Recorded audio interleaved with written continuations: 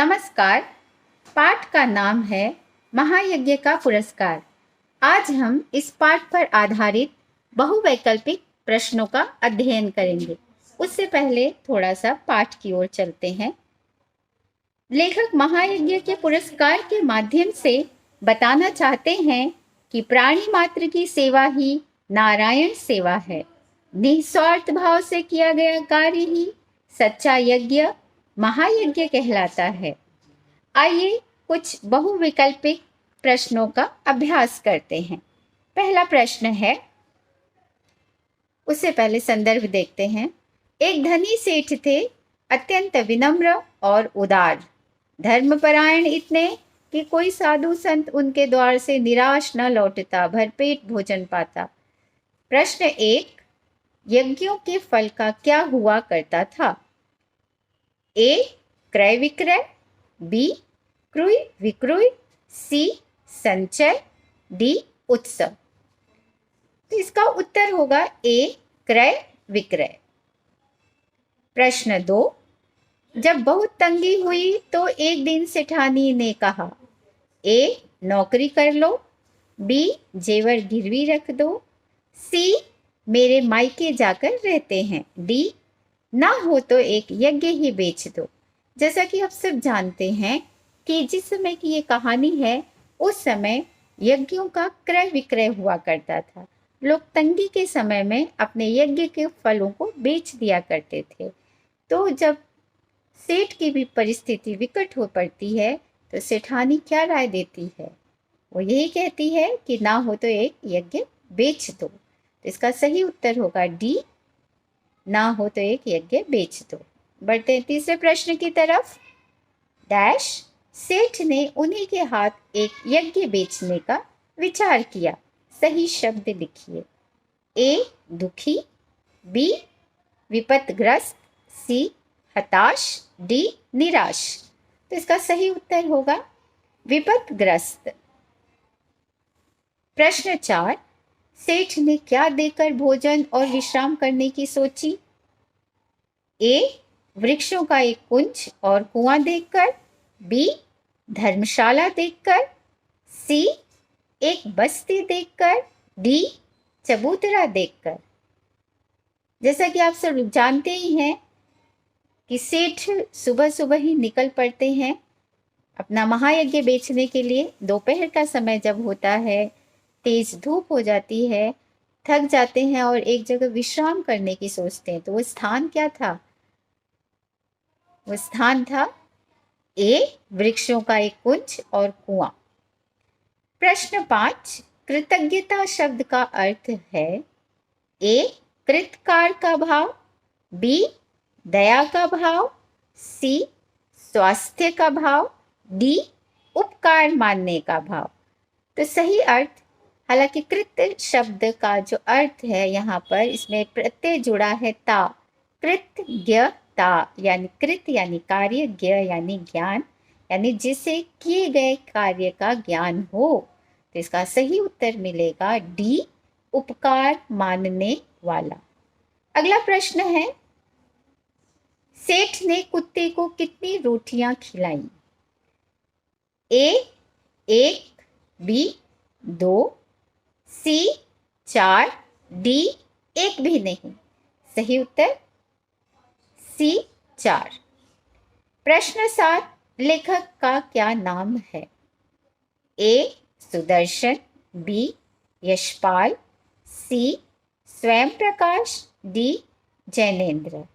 तो लेखक का नाम है बी, यशपाल। ध्यान रखें, जब आप पाठ पढ़ रहे हैं उस समय लेखक का नाम भी पढ़ते चले, क्योंकि हमने देखा स्पेसिमेन जो प्रश्न था उसमें लेखक का नाम भी पूछा गया है।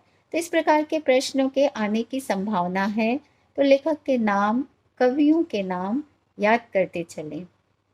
प्रश्न 8, महायज्ञ का अर्थ क्या है?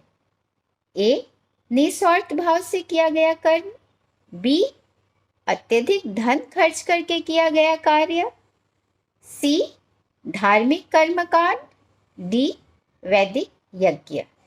तो इसका उत्तर होगा, स्पष्ट है, हम जैसे कहानी में देखते हैं, कि किस प्रकार से वहाँ बताया गया है कि निस्वार्थ भाव से किया गया कार्य ही महायज्ञ है। तो उत्तर है ए, निस्वार्थ भाव से किया गया कर्म। प्रश्न 9, सेठ के चरित्र की क्या विशेषता थी? ए, अत्यंत कंजूस, बी, अत्यंत स्वार्थी, सी, लोभी, डी, अत्यंत विनम्र और उदार। पाठ के आरंभ में ही हम देखते हैं, पहले ही पैराग्राफ में सेठ के चरित्र का वहां पर वर्णन किया गया है, अत्यंत विनम्र और उदार। तो इसका उत्तर होगा डी, अत्यंत विनम्र और उदार। आगे बढ़ते हैं। प्रश्न 10, महायज्ञ का पुरस्कार क्या था? हम देखते हैं कि सेठ जब निस्वार्थ भाव से उस मूक प्राणी यानी उस कुत्ते को भोजन देके उसके प्राणों की रक्षा करते हैं, स्वयं भूखे रहते हैं और घर वापस लौट आते हैं, बदले में उन्हें क्या मिलता है? तो यहाँ पे ऑप्शंस हैं, ए, सोने का महल, बी, 4 रोटियां, सी, जवाहरातों से भरा तहखाना, डी, हाथी घोड़े। तो उत्तर है सी, जवाहरातों से भरा तहखाना। प्रश्न 11, हाय बेचारा न जाने कितने दिनों से भूखा है, किसने किससे कहा?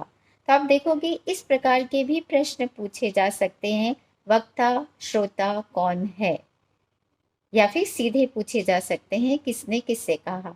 तो ध्यान से पाठ को पढ़ें और जहाँ पे सीधे सीधे इस प्रकार से वार्तालाप हो रहा है उसे ध्यान में रखें। तो यहाँ पे ऑप्शन है ए, सेठ ने सेठानी से, बी, सेठ ने स्वयं से, सी, धन्ना सेठ की पत्नी ने सेठ से, डी, धन्ना सेठ ने स्वयं से कहा।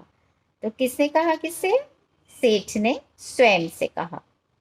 प्रश्न 12, धन्ना सेठ का घर कहाँ और कितनी दूरी पर था? हम देखते हैं जब पत्नी कहती है कि ना हो तो यज्ञ बेच दो, तो धन्ना सेठ के यहाँ जाकर यज्ञ बेचने का निर्णय लेते हैं सेठ जी। तो इसका पर्याय है कुंदनपुर 10 से 12 कोस, बी, कुंदनपुर 11 से 12 कोस, कंचनपुर 10 से 12 कोस, डी, कौशलपुर 10 से 12 कोस। उत्तर है इसका सही उत्तर होगा ए, कुंदनपुर 10 से 12 कोस। तो इस प्रकार से ध्यान रखें, स्थान जो स्थान दिए गए हैं कहानी में, उन स्थान के नाम को ध्यान में रखें, जो दूरी बताई गई है उसे स्पष्ट रूप से ध्यान में रखें, क्योंकि इस प्रकार के प्रश्न पूछने जाने की संभावना होती है। 13वां प्रश्न है, किसकी आंखों में कृतज्ञता थी कब? ए, सेठ के महायज्ञ बेचने के बाद, कुत्ते की 1 रोटी खाने के बाद, सी, कुत्ते की 4 रोटी खाने के बाद, डी, सेठ की पत्नी की पैसे मिलने के बाद। इसका सही उत्तर है बी, कुत्ते की 1 रोटी खाने के बाद। 14वां प्रश्न, क्या विचार है सेठ जी, यह यज्ञ बेचना है कि नहीं? वक्ता कौन है? ए, धन्ना सेठ की पत्नी, बी, धनी सेठ की पत्नी, सी, धन्ना सेठ, डी, साधु। तो इसका सही उत्तर मिलेगा धन्ना सेठ की पत्नी। 15वां प्रश्न है, पौ फटे का क्या अर्थ है? पहले देखते थे हम कविताओं से ही सीधे अर्थ पूछे जाते थे अधिकतर, लेकिन अब कहानियों में भी हमने देखा कि जो सैंपल पेपर आया था उसमें अर्थ पूछे गए। तो इस बात का ध्यान रखें कि जो कठिन शब्द हैं उन्हें अंडरलाइन करते चलें, उनके शब्दों के अर्थ लिखते चलें। तो पौ फटे का अर्थ है, यहाँ पर ऑप्शन दिया गया, ए, पैर का फटना, बी, सूर्यास्त, सी, संध्या, डी, सूर्योदय। सही उत्तर है यहाँ पर सूर्योदय। इस पाठ को हम यही समाप्त करते हैं। उम्मीद करती हूँ कि ये आपके अध्ययन में सहायक होगा। मैं पूनम गुप्ता, अगले पाठ के साथ हम जल्द से जल्द मिलेंगे। धन्यवाद।